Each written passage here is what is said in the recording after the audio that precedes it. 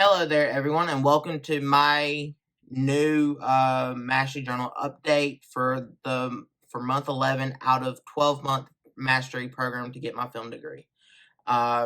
This past month, I did basically FT4, which is the film production thesis fourth class, which is film assembly. In this class, we got a chance to go through our film, pick out the sounds that we wanted to create sound effects for, create walking, Foley, ADR, all that fun stuff, go into Pro Tools, drop it in where we needed it to be, and basically finalize our film. We already had edited it, got to picture lock, and now we were messing with the sounds and getting the sound right. Going into this class, I was a little bit nervous just because I personally, am not that keen on, editing audio. It's not my forte. I know it's not my forte because I know I don't have the best ears for it. And I did run into some trouble with that, but luckily I had a professor that was willing to, knowing that I didn't have the ear for it, he helped me, basically finalize it and just give me his opinion and walk me through the steps on how I can kind of learn how to listen better for that type of stuff. And when I couldn't, he would, basically just give me his opinion and I made the final decision. To me, the funnest part of this class was definitely going into the Foley stage.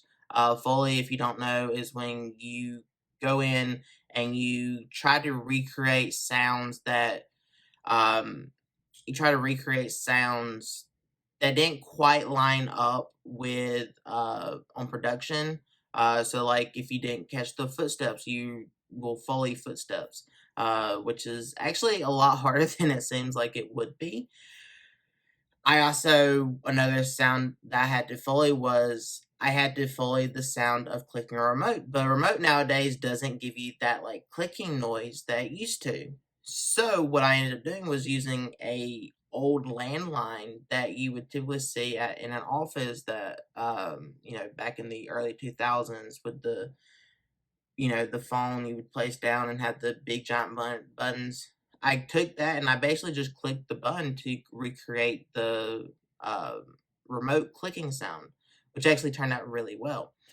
That's probably the funnest thing and the thing I could honestly see myself pursuing somewhat in the future if I ever did need to pursue that.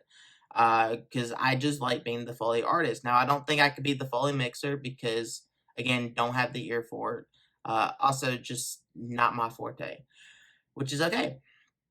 But I did learn, how to do reverbs and fade ins, fade outs, crossfades.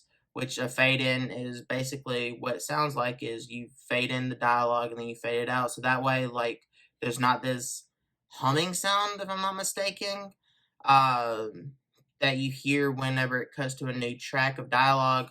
I also learned that how to basically level the audio and what specific like studios are looking for. It's like Netflix is looking for dialogue to be consistent around negative 27 decibels on when it comes to dialogue, which I had to go in and basically go through my whole dialogue and make sure that it stuck around negative 27 because you don't want everything to be overpowering. You want the dialogue to be somewhat louder than the rest of the stuff, in my opinion, at least, because I hate it when films are their score and the sound effects are so overpowering that you just don't hear the dialogue. Tenet. But that aside, you do want everything to be somewhat consistent. And I do have a couple places I still need to go in and tweak, even after I turn in my final project. But I can see myself, at least starting the process of, editing sound on my own films in the future. But I honestly do think that I will probably outsource this just because it's not my forte.